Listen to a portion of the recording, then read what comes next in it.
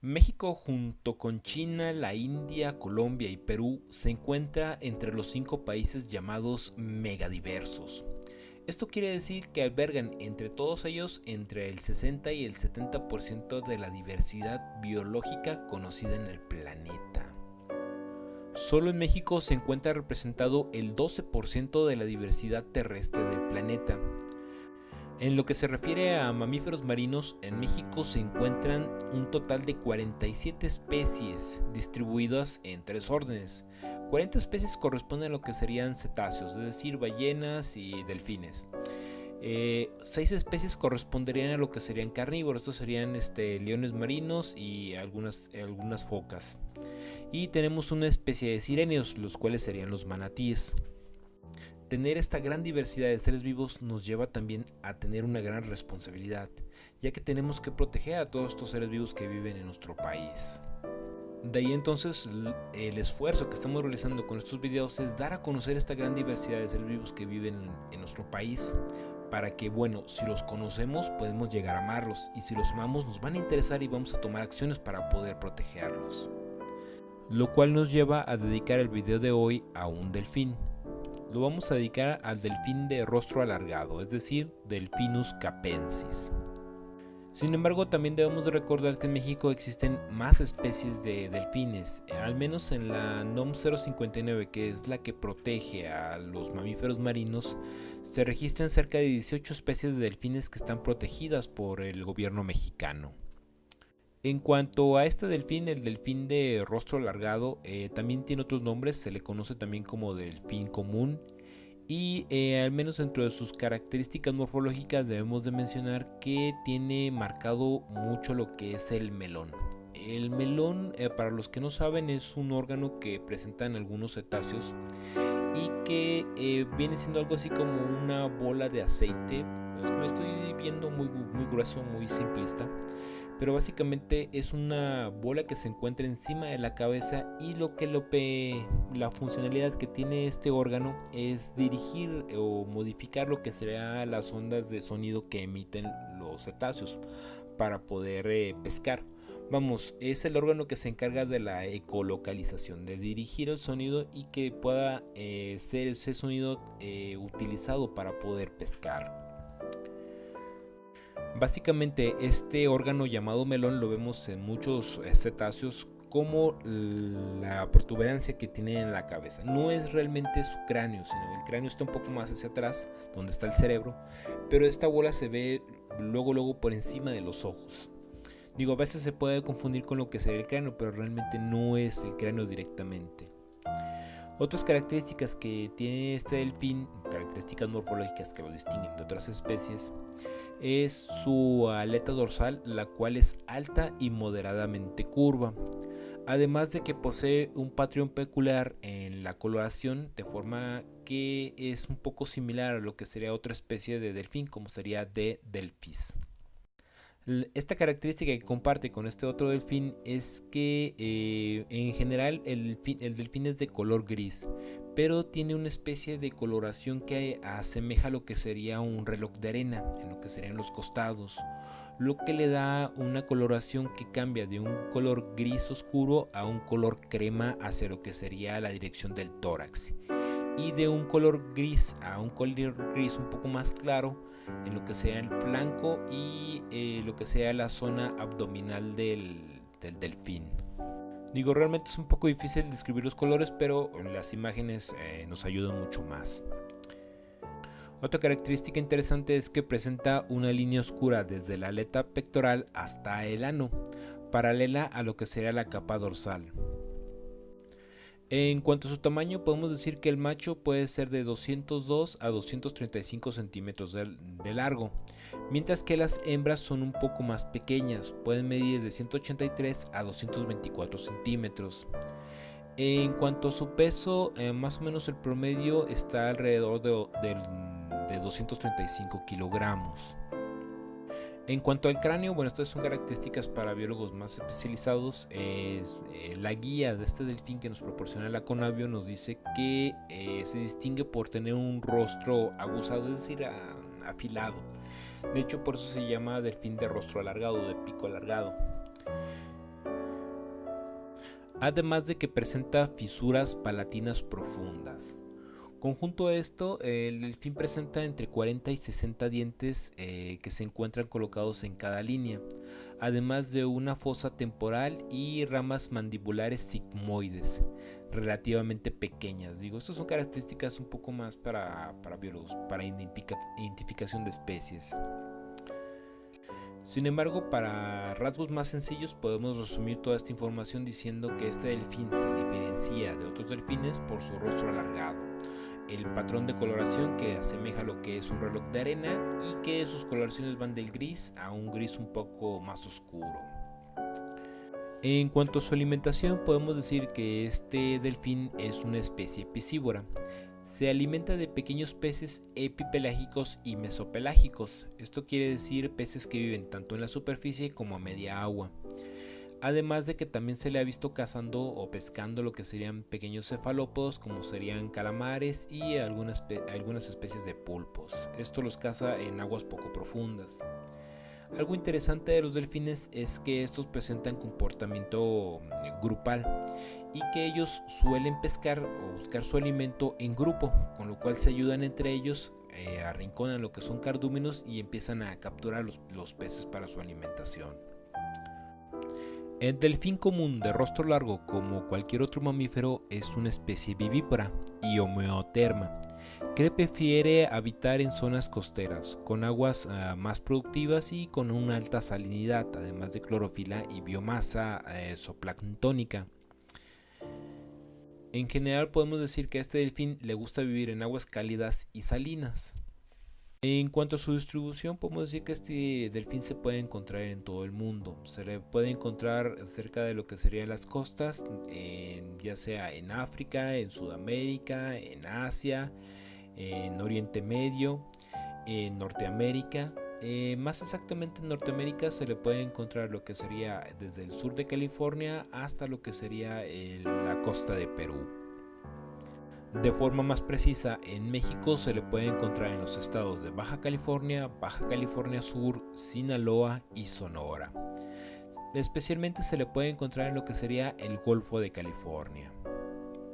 En cuanto a su hábitat en México, los estudios realizados por Valles en el 98 muestran que la distribución de esta especie de delfín es cerca de las áreas costeras, sobre lo que sería la plataforma continental, donde existe una mayor productividad y una mayor salinidad.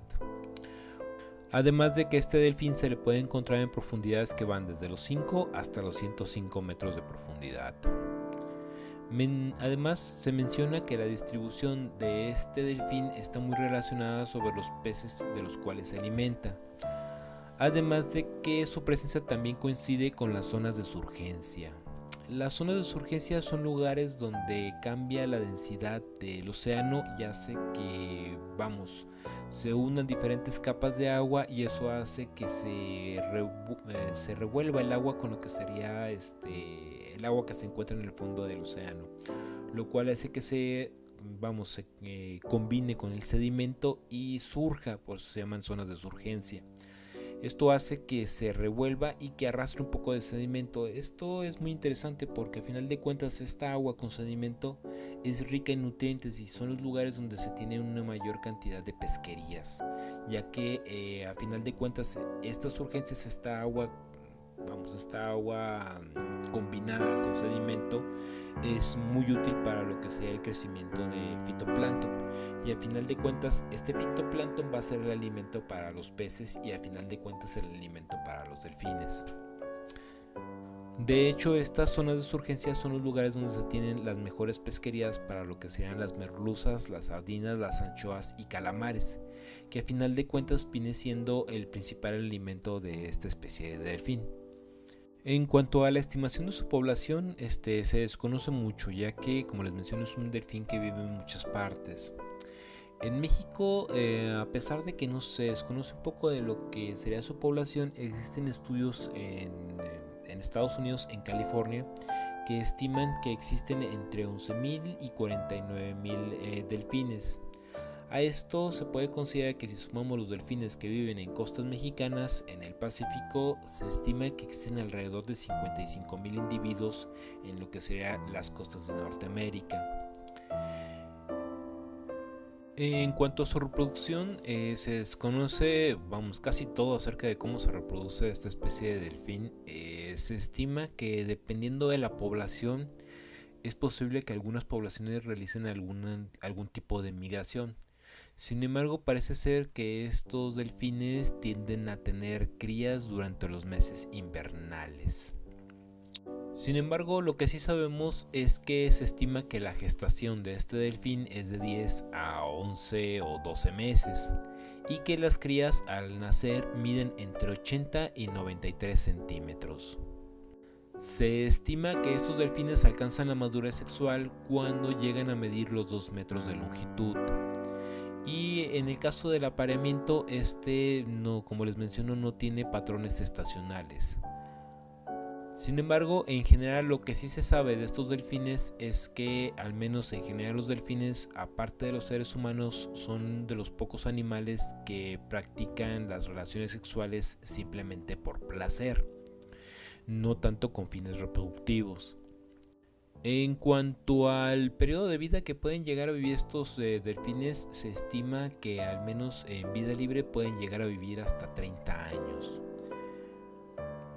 Gracias a lo cual llegan a formar fuertes lazos familiares. Se han visto grupos de delfines que van desde los cientos hasta los miles de ejemplares, observándose pequeños subunidades o pequeños grupos que podríamos considerar que es una familia de entre 20 y 30 individuos. Incluso estos delfines pueden agruparse o separarse por edad y por sexo. Podríamos decir que hacen un pequeño grupo de amiguitos y se van entre ellos. También algo interesante de los delfines, y es un poco tanto no conocido, es que ellos también practican la violación. Y que además entre los delfines existe la homosexualidad. En general se ha observado que muchos organismos o muchos seres vivos presentan la homosexualidad. Y en el caso de los delfines se ha visto que dos delfines machos pueden estar jugueteando con lo que sería un comportamiento de cortejo, pero sin llegar a tener una cría. Entonces se da ese comportamiento homosexual en los delfines. Además de las relaciones que presentan los delfines entre ellos, también presentan relaciones con otras especies. Especialmente se ha visto la asociación entre delfines y ballenas, los cuales a veces tienden a viajar juntos. Posiblemente se cree que con fines de protección. En cuanto a su calidad de protección, podemos mencionar que el delfín, al menos en México, está protegido por la NOM 059 Semarnat, tanto por el año del 2001 como por su actualización en el 2010. Esto quiere decir que esta especie de delfín tiene la categoría de especie protegida y que por lo tanto, al menos en México, está totalmente prohibido lo que sería la pesca de delfines. Sin embargo, debemos mencionar que eventualmente se llegan a pescar estos mamíferos marinos. De hecho, para los que no saben, los delfines en general no se comen. Se pueden llegar a comer, tienen un sabor amargo, de hecho, son muy grasosos. Sin embargo, la razón por la que se llegan a pescar estos delfines es como carnada. De hecho, en muchos casos lo que se hace es, a veces se pesca un delfín por accidente y para no desperdiciarlo se mata, se destaza, se cortan los fragmentos de su carne. Y esta carne se utiliza mucho como cebo para pescar a otras especies, principalmente tiburón. Otra amenaza muy importante hacia los delfines y en general hacia lo que sería la vida marina es la contaminación, especialmente la contaminación por plásticos. De hecho, es algo que está afectando mucho actualmente a lo que es la vida marina, ya que muchos plásticos no se degradan y a final de cuentas terminan en los océanos flotando a la deriva. De hecho, muchos animales, otros seres vivos, confunden estos plásticos con sus presas y empiezan a comerlos. El problema a la larga es que como estos plásticos no pueden ser digeridos, se empiezan a acumular en el tracto digestivo de los animales, en este caso en el estómago de los delfines. Y esto hace que a final de cuentas un delfín se llene de plástico y muera a final de cuentas de inanición, porque ya no puede consumir el alimento real. Otro factor o otra amenaza que también debemos de mencionar es la contaminación por efecto de la minería, ya que a final de cuentas estas actividades económicas tiran muchos compuestos químicos primero hacia los ríos, y estos ríos a final de cuentas desembocan en los mares. A final de cuentas toda esta contaminación es arrastrada hacia el mar. Otra amenaza que presentan los delfines es la contaminación acústica. De hecho, esto es muy interesante porque a veces, los delfines están muy adaptados a buscar su alimento por medio de ecolocalización. Y el detalle es que al utilizar mucho lo que es un órgano muy especializado para captar sonido, a veces los sonidos muy fuertes asustan a los delfines. Y de hecho se considera que esta es una de las razones por las cuales los delfines tienden a vararse, debido a que a veces pueden escuchar un sonido muy fuerte, tal vez un barco que está pasando. Esto los desorienta, los asusta y al final de cuentas empiezan a nadar hacia lo que sería la costa, por lo cual algunos delfines se varan. De hecho, esta se considera una de las razones principales por las cuales estos delfines se varan. Y es que debemos imaginarnos que estás tú caminando por la calle y de repente suena un sonido muy fuerte. Obviamente te asustas, corres hacia algún lado y cometes algún error. Es lo que les está pasando a los delfines. Sin embargo, debemos de mencionar que no es la única razón por la cual se varan los delfines. Existen muchas otras razones. Por ejemplo, puede ser que el miembro más antiguo esté enfermo y por lo cual guía a los otros a una playa y se varen. Puede ser que estén enfermos, pueden ser muchas cosas. De hecho, la razón exacta por la cual se varan los delfines aún se desconoce. Habiendo visto las amenazas que se presentan hacia los delfines, hay algo que también me gustaría mencionar. Y es que si bien los delfines están protegidos por la NOM 059 Semarnap del 2001 y su actualización en el 2010, también existen otras normas que regulan lo que sería tanto la extracción de los delfines con fines de estudio. Esto primero es regulado por la NOM 126 Semarnap del año 2000, y existe otra muy interesante que es la NOM 135 Semarnap 2003, la cual regula lo que sería la captura de delfines para lo que sería su investigación, su transporte, y aquí viene el detalle interesante, lo que es su exhibición, manejo y manutención de delfines, en este caso en cautiverio. Esto lo menciono porque a veces uno va a lo que se conoce como delfinarios, o incluso en algunos parques acuáticos se mantienen delfines cautivos con el fin de estarlos exponiendo. Se les enseñan trucos y hacen piruetas, etcétera, etcétera. Es a lo que voy.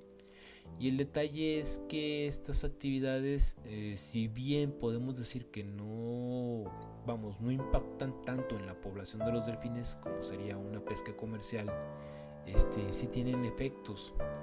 Y de hecho, se está tratando de regular lo que es el manejo de estos delfines para fines de entretenimiento.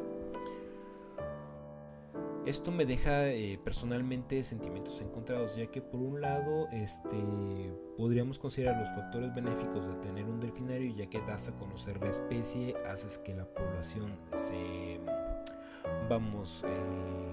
interactúe más con los delfines, por los cuales pueden tener un poco más interés y pueden llegar a promover lo que es su protección.